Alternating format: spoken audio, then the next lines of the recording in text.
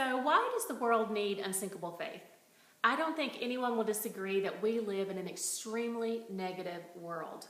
We turn on the news every day and are just bombarded with negativity, with murders, with broken families, with divorce statistics, with politics and division and arguing and protesting and just so many things that not only break God's heart but break mine, and I'm sure they break yours as well. We live in a negative world, and there's no way to deny that.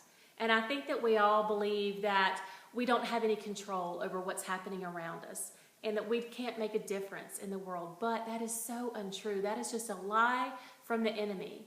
If God's people invited God and let him begin to transform their minds so that their hearts would be transformed, so that their lives could take on a new direction, so that they could have a faith that is unsinkable no matter what life throws at them and no matter what might be going on in our world.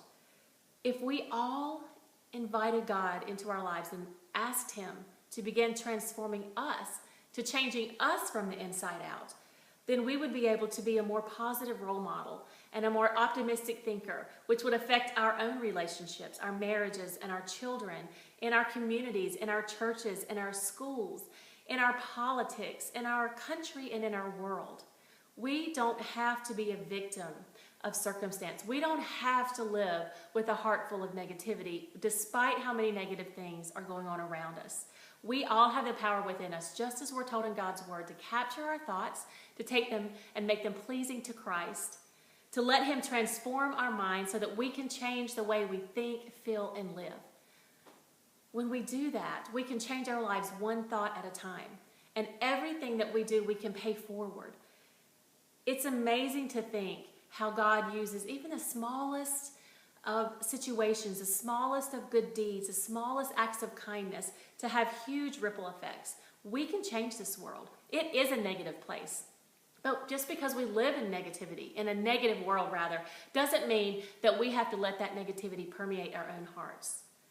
I want to encourage everyone, especially the readers of Unsinkable Faith, to embrace God's truth that we can change and we can live a life of positive thinking, even in difficult circumstances and even in a negative world that wants to discourage our hearts every single day. We have the power within us. We can change our hearts one thought at a time.